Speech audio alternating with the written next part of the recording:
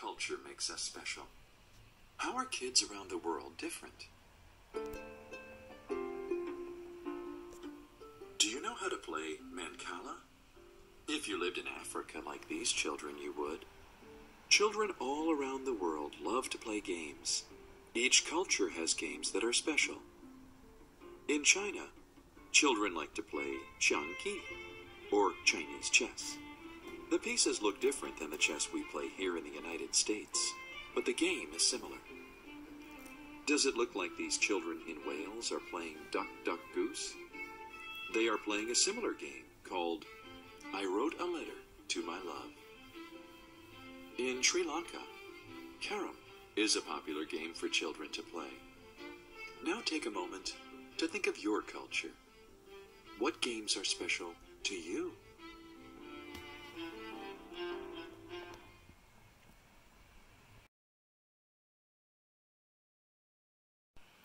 Good morning, Brady.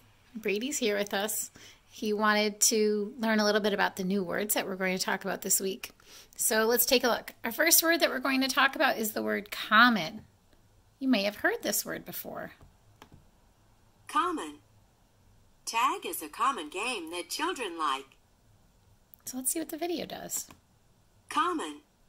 Something that is common to a group of people is shared by all of them. So something that's common, it's not surprising, it's pretty ordinary. So something that's common to many people is something that they're all used to. So like tag is a common game. Let's think about it. What's a common food that you eat? Maybe an apple or chicken for dinner. What are some common places you go to in your neighborhood? Do you go to the park, the library? Those are all common places. There's nothing really that special about it. So our next word is costume. So let's take a peek at that word.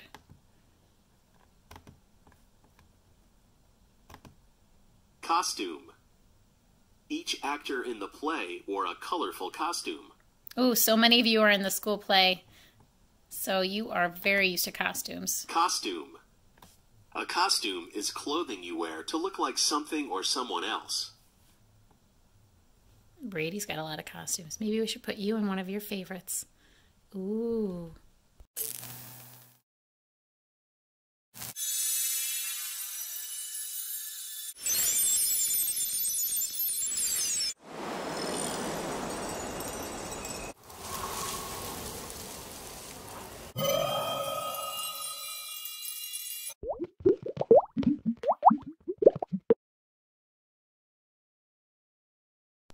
Our next word is probably one of the hardest, and it's the word customs. It looks like costume, but it's ending in T-O-M-S, customs. Customs. A turkey dinner and a family gathering are Thanksgiving customs. All right, so you guys at home have customs as well, and I have a writing prompt that I'm going to have you do about customs.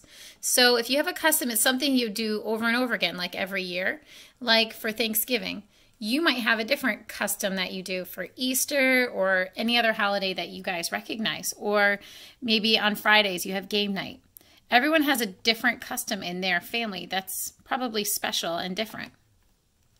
Our next word is the word favorite. Let's take a peek. Fave or ite. Favorite. Favorite. Autumn is our favorite season because we like cool weather best. Oh, I like that season too. So let's look at the word favorite. It's fave or ite. So if I chunk out that word into the syllables, it's a lot easier for me to spell. And then, of course, know the meaning of it. All right, let's continue to our next one. So if it's your favorite, you like it the best. Parades. I'm sure you've all been to a parade. Parades. Our school band marches in town parades. So you can see they've got some instruments. So when we think about the word parades, it's when large groups of people, including bands, move through a public space for an event. So your school might have a marching band, you might have the fire trucks or the police or the Girl Scouts or your softball team. There's lots of different groups of people that go through the parade. Surrounded. Oh, I love this picture. Surrounded. We were surrounded by flowers. When you're surrounded, you're covered in all sides. Surrounded. If something is surrounded by something else, the first thing is closed in on all sides by the second thing. So if you're surrounded, there's no opening. There's something around you, right? So you might travel to a place that might be surrounded by water. How might you get there? How would you get to a place that's surrounded by water? There's a couple ways you could get there. I'm thinking of at least two. You can get there by airplane or by boat, right? You couldn't drive there. Travels is our next word. We aren't doing much traveling. We're pretty much staying at home. So let's hear about that word, travels. We can dream. Travels. The car travels along the road. So you can see the car is moving. It's going from one place to the other. Travels. If someone travels to a place, he or she makes a trip there. Right. So I'm dreaming about traveling somewhere after all of this. If someone travels to a place, he or she makes a trip. So the car travels along the road. What travels along a track? Can you think what kind of vehicle might travel along a track? Did you say train? Oh, I hope so. All right, so let's go to our next word. Wonder. I wonder when we can leave our house. Wonder. I wonder when it will stop raining. Oh, I hope soon so we can go outside and get some fresh air. So when you wonder, you're imagining, you're thinking about it. You're curious. You're not sure. Scientists wonder a lot. What are some things that you wonder about?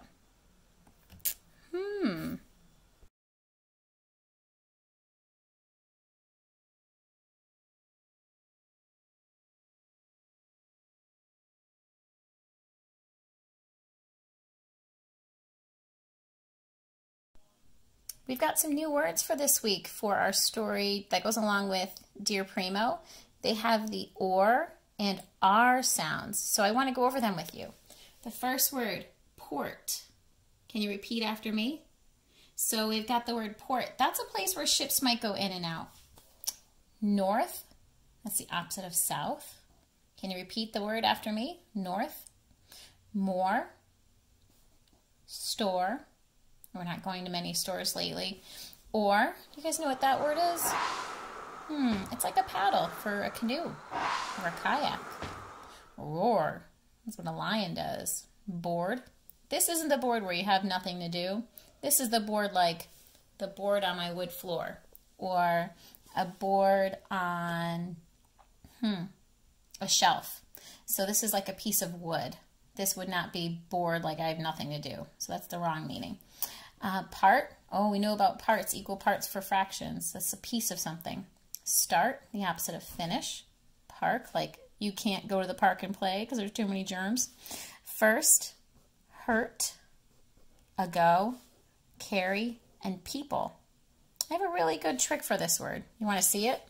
For people, so many second graders spell people wrong. I know you won't. So for the word people, I spell it P, op, ol.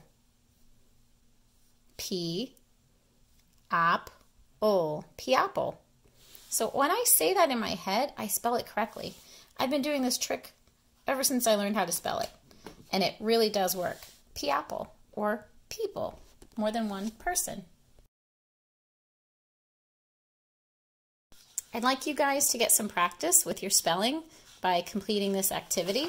And here is our practice. We're sorting. We're finding the different R-controlled vowels spelled with O-R, O-R-E, O-A-R, and A-R. And then a lot of you get this one wrong. You guys have trouble finding the pattern for these. So it says circle the word that does not fit the pattern. So if I have store, board, and more, I'm going to see the or pattern. It's spelled O-R-E, O-A-R, and O-R-E. Which one stands out and it doesn't match? That's the word you circle. You guys know how to sort words by how they're spelled. And then for this one, you're going to find the rhyming word. Ooh. So up here are the word choices. Take your time and find the rhyme. Rhymes are the sounds at the end of the word. That's absurd. Haven't you heard? Then I'd like you guys to do this writing piece too. Write about different activities you and your friends like to do. How many spelling words should you use? Use at least 4 in your paragraph. That means there's more than one sentence. Sentences need capitals and periods. Please write neatly. I'd love for your parents to take a picture of your writing, and I'd love to read it. What are some things that you like to do? Not that you can do them with your friends lately, but maybe use your imagination. So you're going to look at the word meaning. We just discussed the different word meanings. Make sure you take your time. I have a feeling you're going to have a hard time with this one. So harbor is a place where ships go. It's a safe place. And I did talk about the meaning of that word, so maybe rewind the video so you can remember. Okay, and then don't forget, find the misspelled words and then write them correctly. There's 6 mistakes.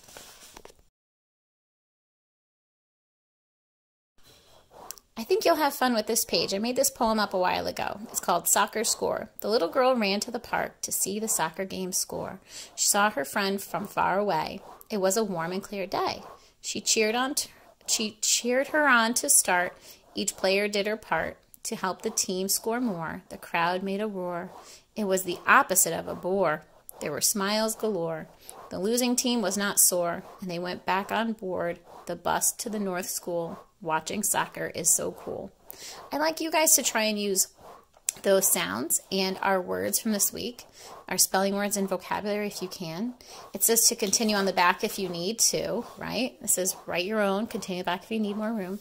Now, a poem, remember, those are just short phrases. You don't go from end to end unless you need that space. So that's a common mistake that you guys do. It's not a paragraph. The rhyming word should be at the end, like score and more and war. Those words are at the end. The rhyming word you should aim to get at the end of the line. Don't forget to illustrate your poem. I'd love to see your picture. I didn't illustrate mine. I found a cute picture, but I'd like you guys to use your pencil to plan first and color with crayon. After you've read the story, A Letter to My Cousin, I'd like you guys to think about the genre. Realistic fiction. We've talked a lot about those kinds of stories. So it's kind of real. It seems like it could happen. But is it real? What does fiction mean? Very good. Fiction means fake. It's fake, but it could have really happened. So think about the story, Dear Primo. What makes you think it could have really happened? It's not fantasy. And then I'd like you to answer these questions really carefully. Charlie and Carlitos have names that both begin with a C. I have a lot of second graders who've read this story and have a really hard time remembering who is who. So if you think about the name Carlitos, I think, well, I don't know anyone with that name. It's kind of different. So it actually is Spanish. So this name Charlie, I have a few friends named Charlie. That's more of an American name. So that reminds me that he is the American character and he is the Mexican character. That might help you as well. Now I want you guys to think about number 4. What does at night all the lights from the city look like stars from the sky? See that word like? It's a simile. The simile in the story helps you visualize what the author wanted you to picture, right? So at night, all the lights from the city look like stars from the sky. What does that mean? Maybe you can go back to the story on page 339, reread it to see what on earth is the author trying to emphasize there. So here's our Venn diagram. I asked you to compare Carlitos and Charlie after you read the story. I got it started. I noticed that both characters are boys and they're cousins. They're related. So I just drew a bullet point for each character, and I want you to go through and think, well, if you're writing about where he comes from, write where he comes from. If you're writing about what he does after school, well, then write what he does after school. Try to write similar ideas across from each other on the lines. I really want to hear from you guys about this piece. When you read A Letter to My Cousin, I want you guys to think about what customs and traditions that you have in your own family. I gave you some examples at the top. What do you guys do? Why do you like it? How does it make you feel? Who do you do it with? When is it? And what do you do for that tradition? So these are just your ideas that you're going to write down. Just bullet notes. You're going to maybe get some spelling help from your parents or use your personal dictionary. But you're not going to write whole sentences here. This is where you're going to turn your piece into something amazing. Remember, when we start writing about a topic like my favorite custom, you want to start with an introduction. What are you explaining to the reader? You should have at least 3 ideas to support it, And then you need to finish off with a conclusion. I love an illustrated picture here.